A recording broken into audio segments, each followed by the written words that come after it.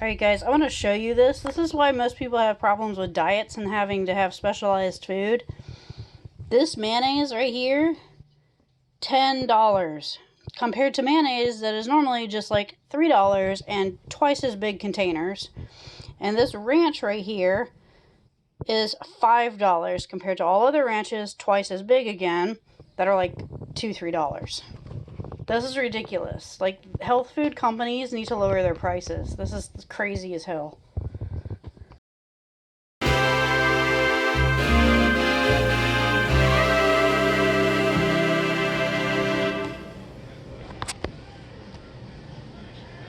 Alright, so the problem is it doesn't tell you carbs. You can get gluten-free English muffin, but I don't want that. Pancakes are carbs.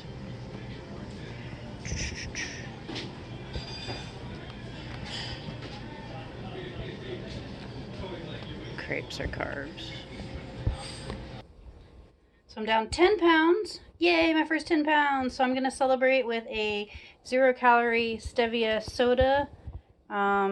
This is keto approved soda because it's made from stevia leaf extract and it doesn't have like aspartame or anything else in it. And some Rebel ice cream, which is also keto approved because it's very low carb. See? No sugars. There's the ingredients. Cream water, pecans, coconut oil. So, I'm very excited. So, to my first 10 pounds. Yay!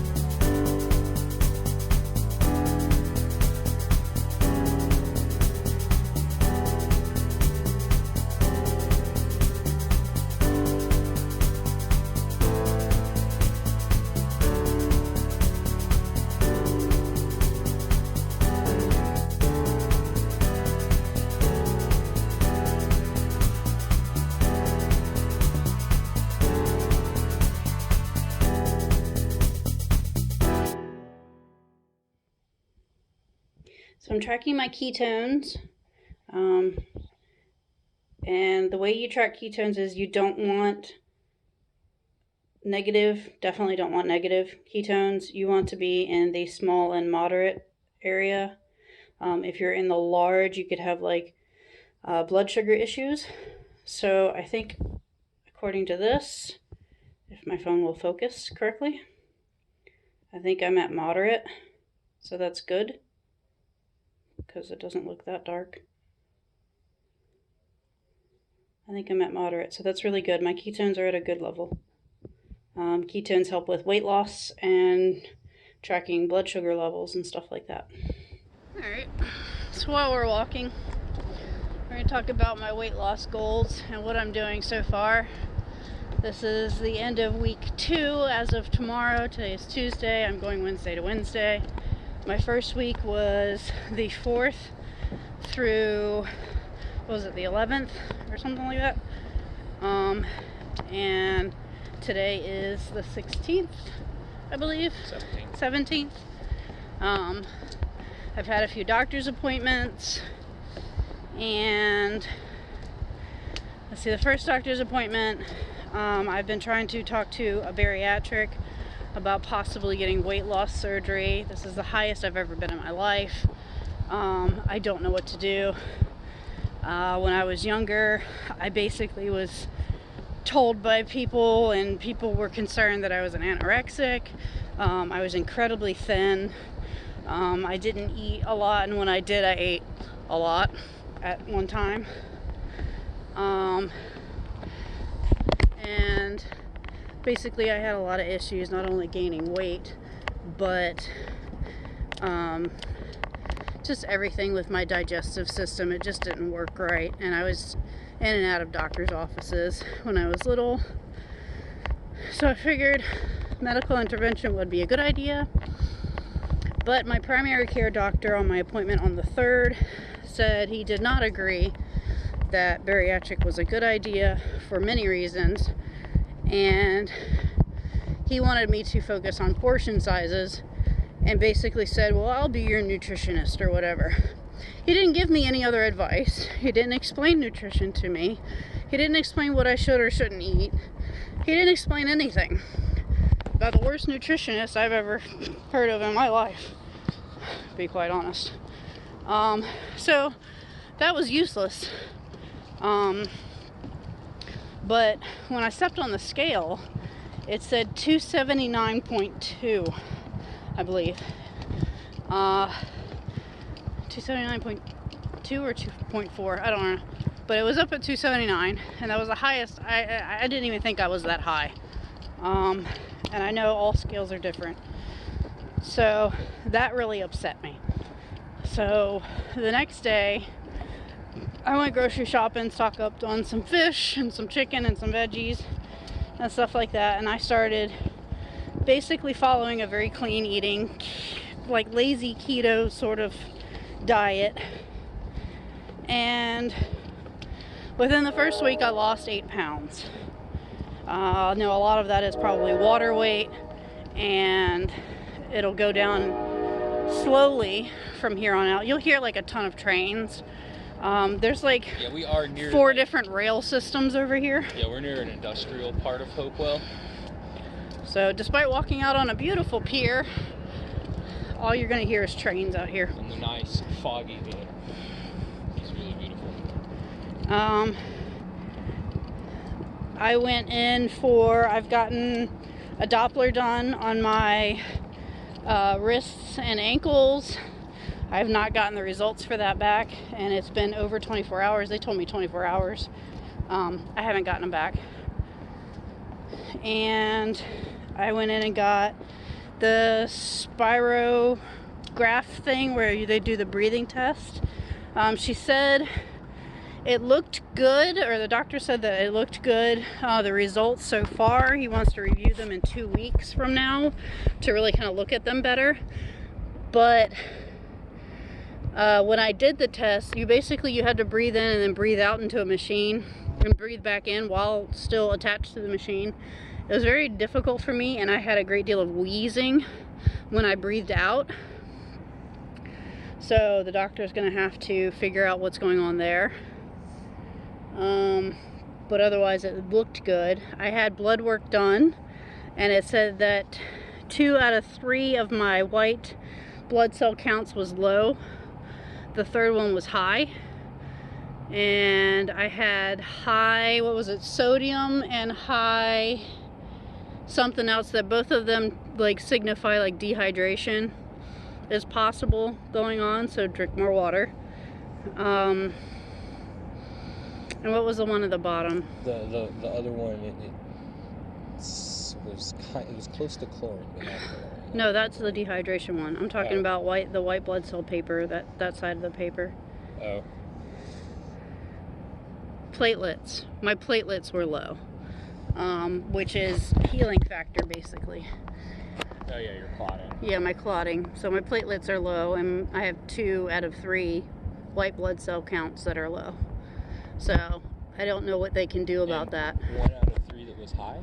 Yeah, 1 out of 3 that was high. Yeah, I don't know what they can do about that. I'm going to bring in my blood work and ask the doctor in 2 weeks to explain it a little better to me and what I can do and stuff like that. If there is a way to raise my white blood cell count and my platelets the way they're supposed to be, or if it signifies anything.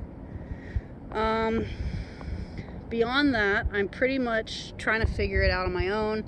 I've joined a bunch of groups on Facebook that are keto oriented. I get a bunch of recipes and stuff like that, and towards the end of the first week, you know, after I hit that 8-pound loss, I like jumped down to like a 10-pound loss, like a day after or so, like 2 days. I edited my video, and then 2 days after I hit my 10-pound loss.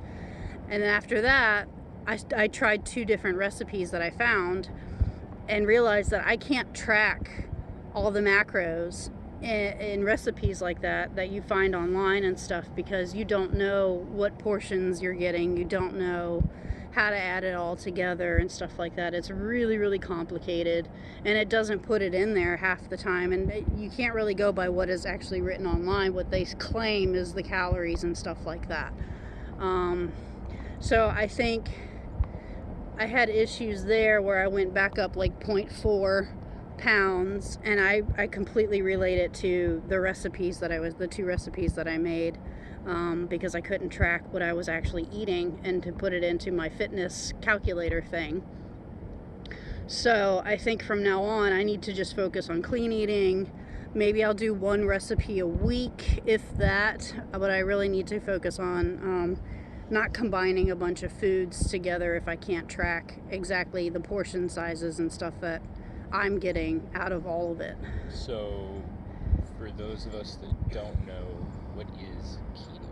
Keto, there's 3 different kinds of keto. There's dirty keto, lazy keto, and strict keto.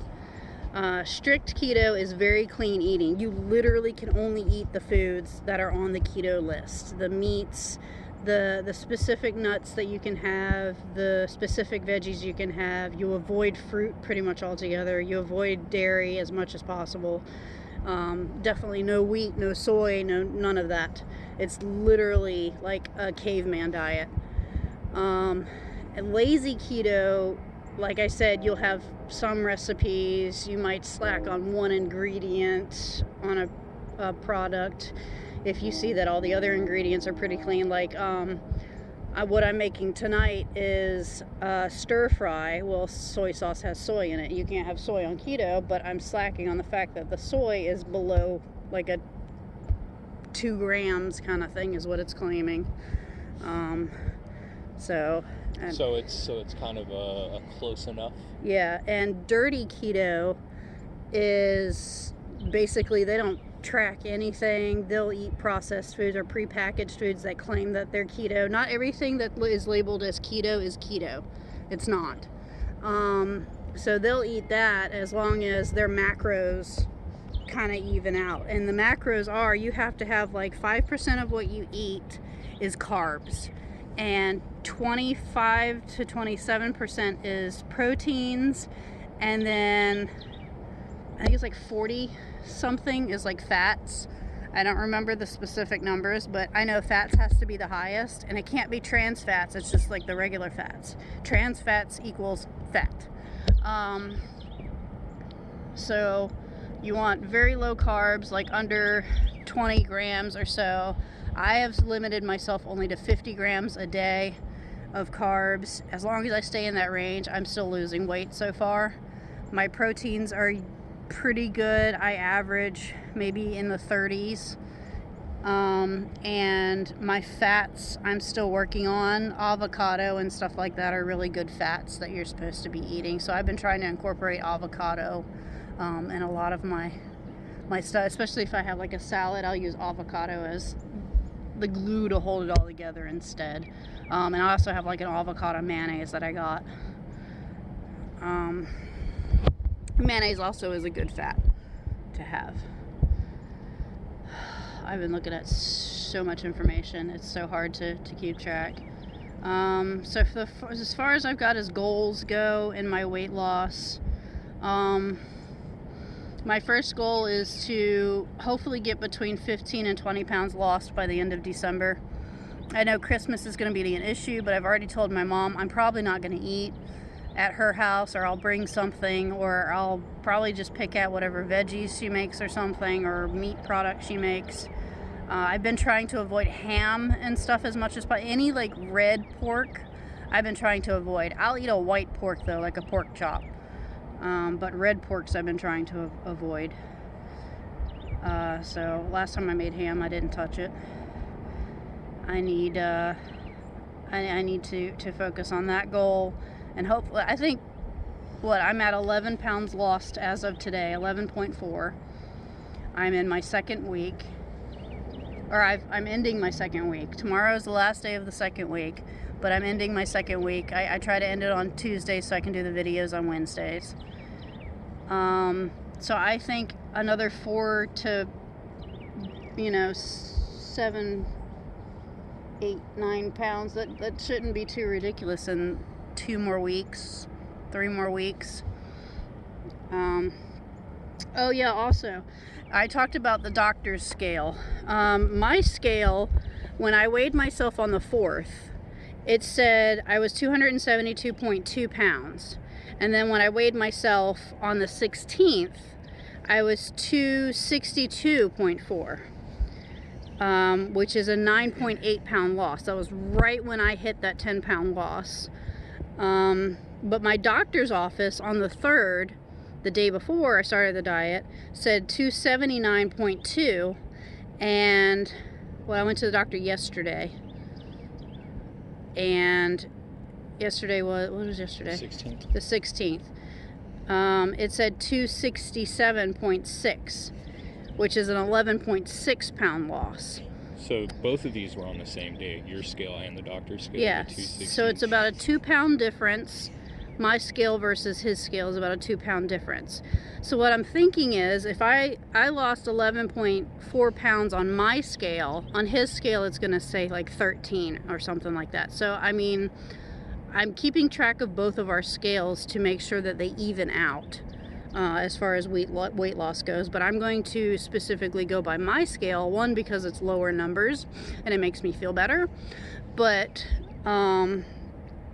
I think it helps me focus a little bit more, because his scale, despite it being higher numbers and a higher loss, it looks like, it doesn't help me focus for some reason. Like, I feel like I'm trying to prove something when I go to the doctor's office, and I'm wearing clothes and stuff like that. When I weigh myself, I'm wearing minimal clothing. I'm not wearing a heavy sweater. I'm not carrying my keys. I don't have shoes on. I think that's what's throwing a lot of it off too. I don't think it's as accurate. But I don't think my scale is accurate either, because I don't think our floor is flat. Like, my scale, when I touch it, it does bob to the right a little bit. So I need to find a flatter surface to be more accurate, I think. I don't think we have a really good flat surface in the house. I think everything's kind of curved. What else do I need to say about my weight loss?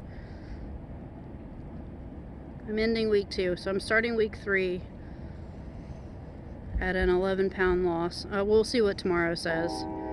I think another important thing about weight loss, and it's something that I'm trying to work on, is the other people in the household with the person trying to lose the weight. Now, it's not to say if someone goes on a diet, everybody should, but you should be conscious of what you're doing. Sometimes after dinner, I'm like, I want a snack. Well, now she wants one too, and that's not good for her diet. So you need to be considerate of that. And the problem is, when you do share a household and you're the one dieting in the household, it doesn't matter if you have 1 to 4 people in the house with you, diet food is expensive as crap.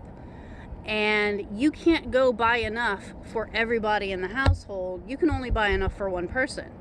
So if you're dieting and somebody else is like, oh, I'll diet with you, then you're buying twice as much and you're spending twice as much and you're going through all your product twice as fast. And then that gets frustrating too, because then you're like, oh, well, what am I going to eat? Because now I ran out of this because somebody else ate it, kind of thing.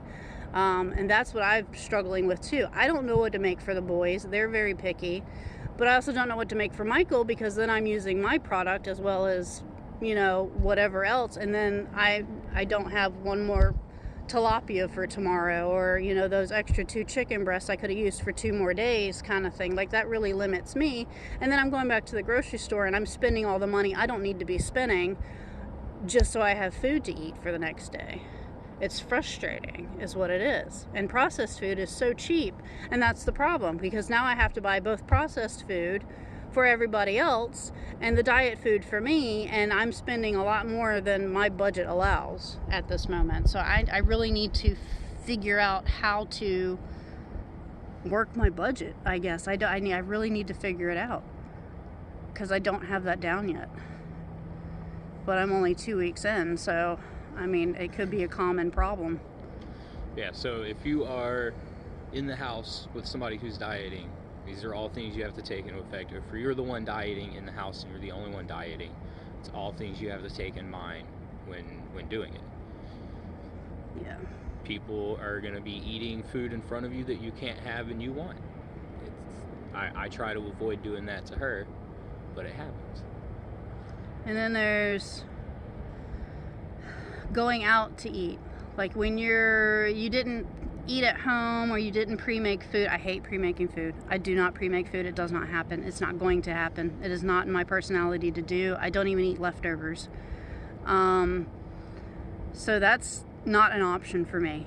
If I'm out and about and I don't have, like my paleo nuts or something with me to snack on, or I don't have my green tea container with me that you saw in the previous video that I got, if I don't have anything with me, I have to pick up something. Now, there are options for keto as far as being able to pick up something, but it's not going to be cheap, obviously. You're going to feel like you're spending $7 on a burger and all you get is the patty, some cheese, and some lettuce. And you can't even have the French fries or anything like that. So you're paying $7 for a meal itself, and there are no side options available for people that are dieting. There are places, however, like Taco Bell that will offer, like the protein salad. They have that, with the steak and the cheese and everything in it. It's like basically a taco salad. Wendy's also has taco salads. But if you're going to like a sit-down restaurant, you have to really be careful of the menu, because places like that serve breakfast, in their omelets, they put pancake batter to fluff it up. Those are carbs. You don't need those carbs. So you have to specifically put your plate together. So if you go to Denny's or something, they have like those, Grand Slams or whatever they call all-star breakfast things. Build your own. Just be like, I want some egg whites, I want some bacon, 1 piece of sausage, because 2 is a bit much. I mean, that's calories right there, but bacon's good. And maybe a side of broccoli or something like that. Do not get fruit. Don't get fruit. Fruit has carbs. Berries have low carbs, but fruit has some crazy carbs. You'd be surprised. It's really, really difficult to go out and eat, especially if it's like a special occasion. Cheat days. There really honestly should not be cheat days, because it can kick you out of ketosis. Ketosis is basically your body, when the cells are full of fat, and you start limiting the carbs and the added sugars and stuff like that, it uses the fat in the cells for energy, and then they refill up with water. And that's called ketosis, when they release all that fat to burn for energy and they refill themselves with water, and then the cells shrink, which is what causes the loss of inches, but probably not the loss of weight itself on the scale. So losing inches is also something you have to track, because it's not going to equal the weight loss. You might lose more inches than you expect and still be at the same weight because of ketosis. So if I ate something that had high carbs and added sugars or something like that, trans fats, then my inches would go up. I would look bloated and heavier, because those cells got that fat that it needed to store, and it's going to hold on to it until I kick myself back into ketosis and get rid of that extra fat that I just put in my body. So that's the complicated part of cheat days. So what was it you were telling me one of your friends you were talking to had said how to handle a cheat day? There are options, and I do have I guess like an image from Google search that I got. If you're craving specific things like something sweet or whatever, there are keto options that you can eat that will help you curb those cravings and stuff like that.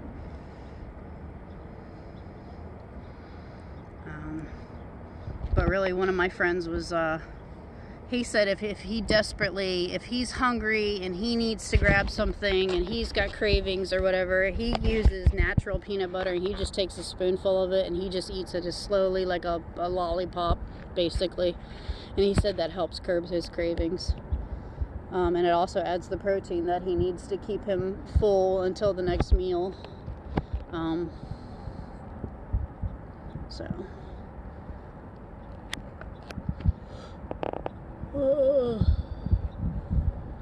So they also make keto-friendly sodas. yes, they do. Zevia, which is in this video at the beginning of the video. And Zevia is made with stevia sugar, which is a keto-approved sugar additive. And it's 0 calories, 0 carbs, 0 everything. And they taste relatively close to, I think the cola tastes really close to like a Diet Pepsi.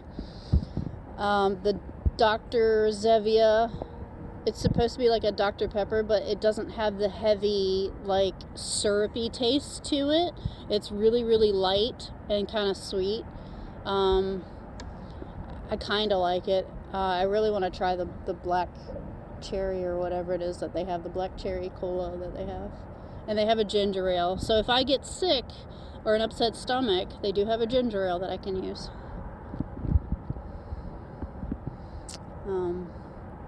But yeah, everything's all about portion sizes too. You gotta be very wary of portion sizes. Despite it being good for you, you can't go overboard.